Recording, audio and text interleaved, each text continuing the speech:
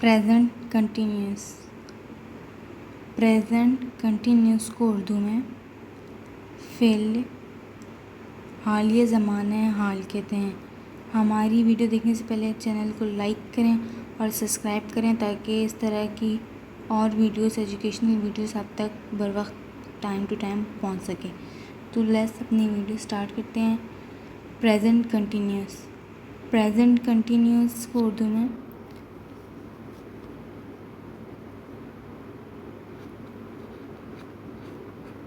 ज़माना हाल कहते हैं।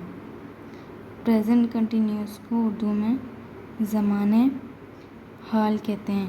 प्रेजेंट कंटिन्यूस टेंस, ये प्रेजेंट सिंपल के बाद आती है प्रेजेंट कंटिन्यूस। प्रेजेंट सिंपल या प्रेजेंट इंडेफिनिट की वीडियो मैं पहले बना चुकी हूँ, आप लोग वो भी जाके देख सकते हैं। प्रेजेंट कंटिन्यूस को उर्दू में ज़माने हाल कहते हैं। और प्रेजेंट कंटिन्यूस का जो फार्मूला है हम उसकी तरफ चलते हैं। पहले हम प्रेजेंट कंटिन्यूस के फार्मूले की तरफ जाएंगे। उसका जो फार्मूला होता है प्रेजेंट कंटिन्यूस का वो है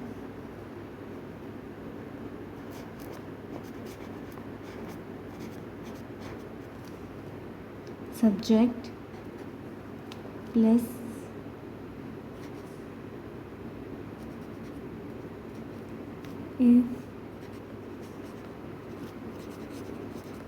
इज MR प्लस वर्ब की फर्स्ट फॉर्म के साथ ING प्लस ऑब्जेक्ट। फार्मूला देखने में थोड़ा लंबा है लेकिन बहुत इजी है। सब्जेक्ट अगर मैं बता चुकी हूँ बहुत बार, लेकिन मैं एक दफ़ा फिर से बता देती हूँ कि जो फार्मूले में इम्पॉर्टेंट चीज़ें होती हैं वो सब्जेक्ट, वर्ब और ऑब्जेक्ट होती हैं। जब तक हम इन तीनों चीज़ों को नहीं समझ सकते तो हम सब्जेक्ट, वर्ब, ऑब्जेक्ट को भी नहीं समझ सकते। तो पहले मैं आपको सब्जेक्ट के बारे में थोड़ा बता दूँ।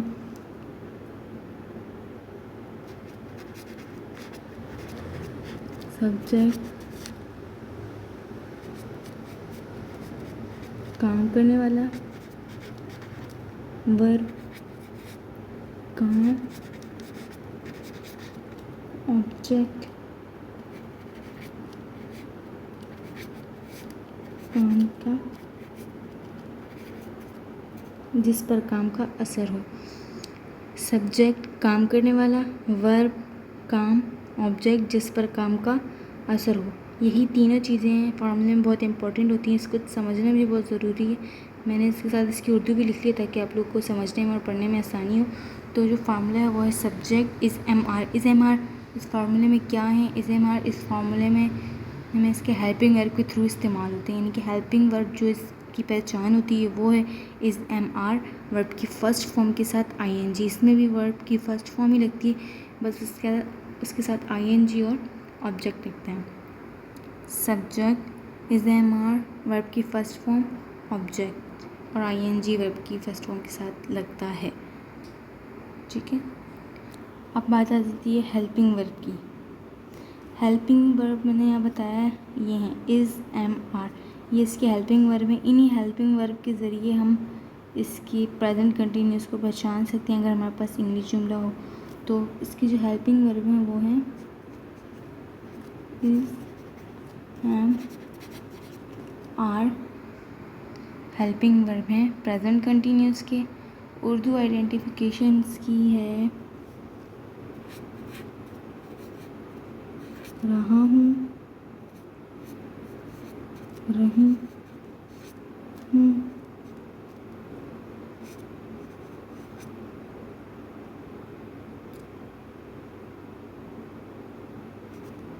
रहे हैं,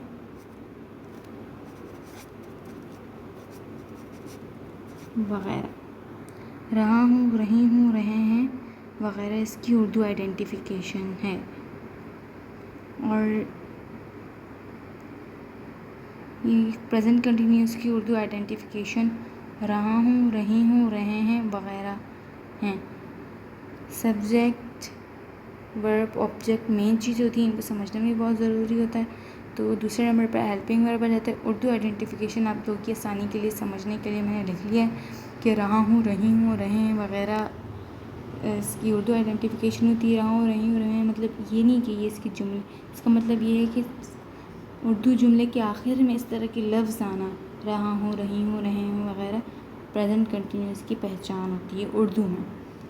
एग्ज़ाम्पल की तरफ चलने से पहले मैं आपको थोड़ा सा इजी कर दूँ ताकि आपके लिए एग्ज़ाम्पल थोड़ी सी इजी हो जाए। तो पहले हम समझते हैं इज़, एम, आर। यहाँ हमारे पास जो मेन होते हैं I, we, they, you, she, he, any name. जिस तरह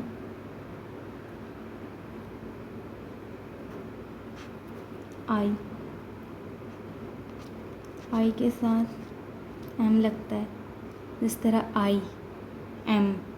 आई के साथ एम लगता है जो कि प्रेजेंट कंटिन्यूस का हेल्पिंग वर्ब है।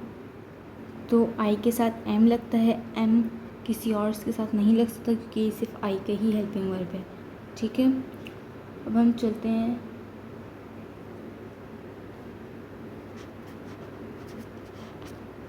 दे, we, you. They, we, you जो हैं ये हेल्पिंग वर्ब हैं आर के। इसका हेल्पिंग वर्ब आर है।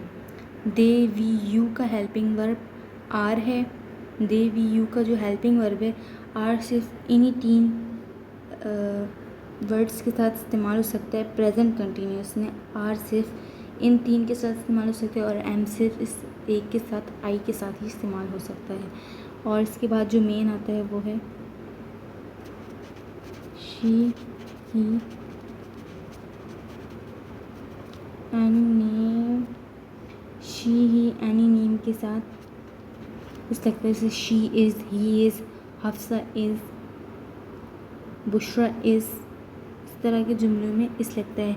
ये शी, एनी नेम का हेल्पिंग वर्ब इज़ है। जिस तरह हमारे जो इम्पोर्टेंट वगैरह जुमले वगैरह होते हैं उसमें आई, दे, वी, यू, ही, शी या कोई भी नाम इस तरह के लफ्ज़ इस्तेमाल होते हैं तो उसके लिए आई के साथ एम लगता है, दे, वी, यू के साथ आर लगता है, ही, शी, एनी नेम के साथ हेल्पिंग वर्ब इज़ लगता है। ये मैंने यहाँ लिख दिया है कि दे, वी, यू का हेल्पिंग वर्ब आर है, इसके साथ सिर्फ आर ही इस्तेमाल हो सकते हैं और कोई हेल्पिंग वर्ब इस्तेमाल नहीं हो सकता प्रेजेंट कंटिन्यूस में। सिर्फ प्रेजेंट कंटिन्यूस में इनके हेल्पिंग वर्ब, इन वर्ड्स के हेल्पिंग वर्ब ये हैं। एम सिर्फ आई के साथ इस्तेमाल हो सकता है। आर सिर्फ दे, वी, यू के साथ इस्तेमाल हो सकता है। शी, यानी नेम के साथ इज़ इस्तेमाल हो सकता है प्रेजेंट कंटिन्यूस में। तो हम अपने जुमले की तरफ चलते हैं। जुमला जो हमारा सेंटेंस जो है वो एग्ज़ाम्पल है, प्रेजेंट कंटिन्यूस की जो एग्ज़ाम्पल है वो है हम कार पार कर रहे हैं। हम कार पार कर रहे हैं। हम कार पार्क कर रहे हैं। इसमें सब्जेक्ट का हमें कैसे पता चलेगा? सब्जेक्ट जिसे मैंने यहाँ लिखा हुआ है सब्जेक्ट काम करने वाला। फार्मूले के हिसाब से मैं आपको समझाती हूँ। जैसे ये इतना इसका फार्मूला है। सबसे पहले फार्मूले में क्या लिखा हुआ है? सब्जेक्ट। तो सब्जेक्ट किसे कहते हैं? काम करने वाला। सब्जेक्ट काम करने वाला। इसमें जुमले में काम करने वाला क्या है? हम कार पार्क कर रहे हैं। काम करने वाला हम है क्योंकि इसमें ये कुछ लोग हैं जो काम कर रहे हैं, यानी कि हम सब्जेक्ट के लिए इस्तेमाल होगा क्योंकि ये काम करने वाला है।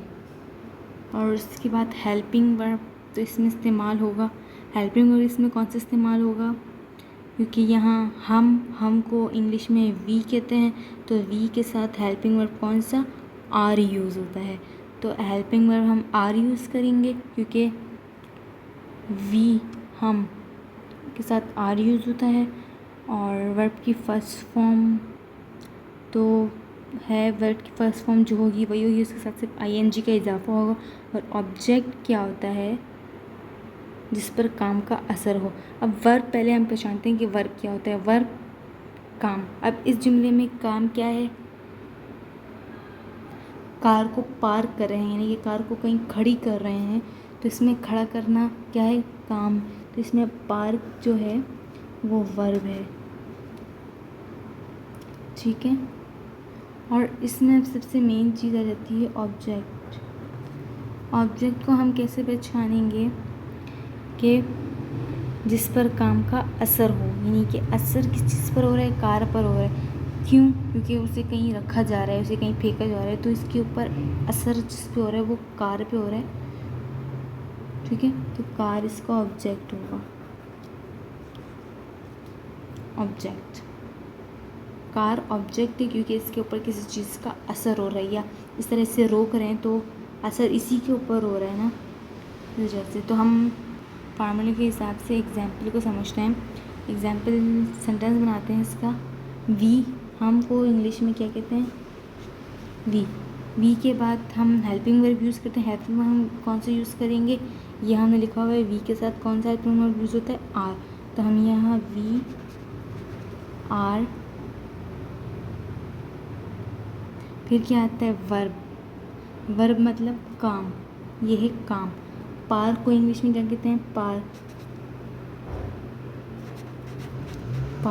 अब वर्ब की फर्स्ट फॉर्म लगी है, अब इसके साथ किस चीज़ का इजाफा होगा, आईएनजी का, ठीक है। इसके साथ हम यहाँ लिख देंगे आईएनजी। अब ये क्या बनी है, पार्किंग। वर्ब की फर्स्ट फॉर्म के साथ आईएनजी भी लग गया, पार्किंग। अब आखिर में जिस तरह फार्मूले में ऑब्जेक्ट आता है, इस तरह इसके आखिर में भी ऑब्जेक्ट आएगा। इसमें ऑब्जेक्ट क्या है, कार। आप लोग चाहें तो वी आर पार्किंग कार या we are parking a car ज़्यादा अच्छा लगा, मर्ज़ी। अगर आप आ को हटा के सिर्फ कार लिख दें तो भी ठीक है, वी आर पार्किंग कार या we are parking a car, ये भी सही है। इस तरह हम कार पार्क कर रहे हैं, we are parking a car. We के साथ आर हेल्पिंग वर्ब था। ये चीज़ बहुत इंपॉर्टेंट होती है। अगर आप ये चीज़ और ये तीनों चीज़ें समझ लें तो आपके लिए बहुत इजी हो जाता है जुमला बनाना। फार्मूला याद कर लें, फार्मूले के देख देख के जुमला बनाना बहुत आसान हो जाता है। उर्दू आइडेंटिफिकेशन याद कर लें, बहुत इंपॉर्टेंट चीज़ें मैंने बताई हैं। जिस तरह फार्मूले को याद कर लें तो भी आप जुमले को अच्छे से बना सकते हैं। अगर प्रेजेंट कंटिन्यूस के आप हेल्पिंग वर्ब्स को याद कर लें और उसके साथ उर्दू आइडेंटिफिकेशन, तो जुमले भी बनाने में काफ़ी आसानी हो जाती है। एग्जाम्पल भी मैंने आपको समझा दी कि सब्जेक्ट वर्ब ऑब्जेक्ट किस तरह तलाश करते हैं जुमले में, और मैंने यहाँ लिख भी दिया है कि सब्जेक्ट किसे कहते हैं, वर्ब किसे कहते हैं, ऑब्जेक्ट किसे कहते हैं। साथ में आप लोग की इतनी आसानी के लिए मैंने ये भी लिख दिया है कि आई के साथ एम यूज़ होता है, दे वी, यू के साथ सिर्फ आर ही यूज़ होता है प्रेजेंट कंटिन्यूस में। प्रेजेंट कंटिन्यूस में सिर्फ दे वी यू के साथ आर ही यूज़ होता है, शी ही एनी नेम के साथ इज़ यूज़ होता है। तो ये आप लोग की प्रेजेंट कंटिन्यूस का जो पूरा लेक्चर था वो कंप्लीट हो चुका है, और बड़ा इजी सा है। अगर आप लोग थोड़ा सा ध्यान से समझें और देखें तो ये बहुत इजी है, अच्छे से समझ में आएगा आप लोगों को।